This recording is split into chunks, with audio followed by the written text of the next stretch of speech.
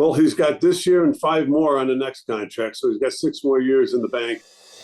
Penske, initially it was kind of almost a lifeline for you, but has since turned into a hugely successful relationship, obviously. You've made the comment before that you and Roger are never complacent. Elaborate on that.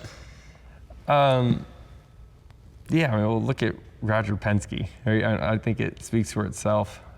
Roger's 80-something years old and has not slowed down a bit, right? Like, he is just in search for growth all the time. And I admire that about him.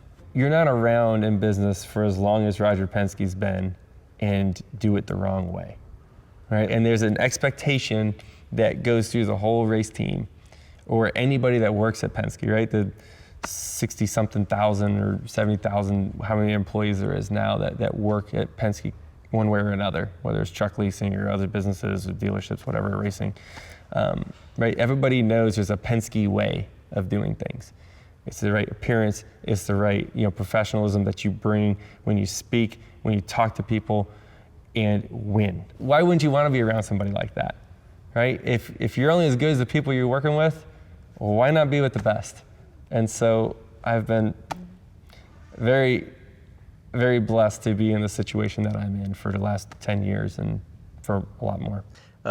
People have talked about switching teams before, and you made the comment, people always think the grass is greener on the other side, but it's just fertilized with True. Everybody always assumes it's better somewhere else. Other jobs, right?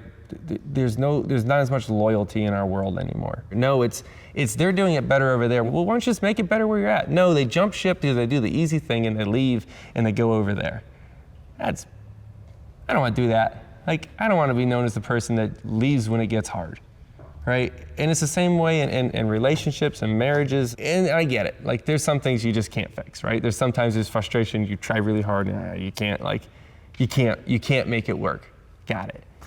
That definitely can happen, right? I've been through that one time in my life with Gibbs and moving to Penske.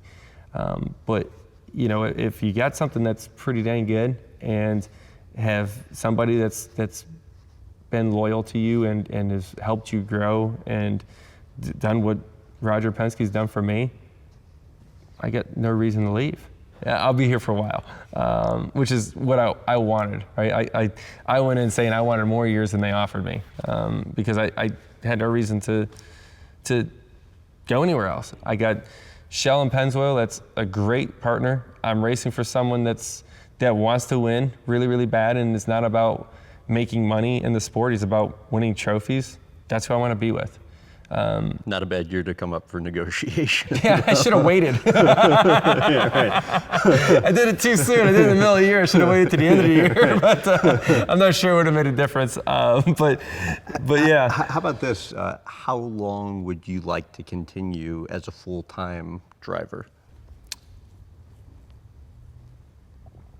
I don't feel like I can answer that question right now. I don't know. And a lot of it depends on my balance and how I do it and what my kids get into and what I'm missing, right?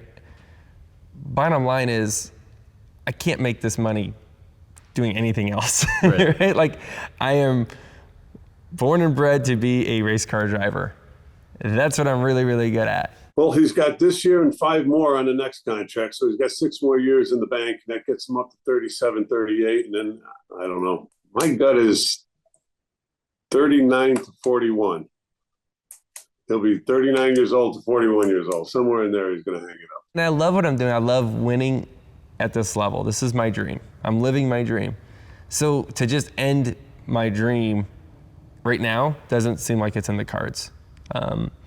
Now you fast forward 5, 6, 7 years from now, now you have a 10, 12-year-old son, you got a 8-year-old, 4-year-old, 5-year-old. Then you got to start thinking about, okay, what can I cut out of my life to make sure I'm a good dad? I can tell you one thing, I'm not going to sit home. And that's not who I am. I also know Joey, and I know that he would drive me crazy. He would drive himself crazy. didn't have something to do all the time.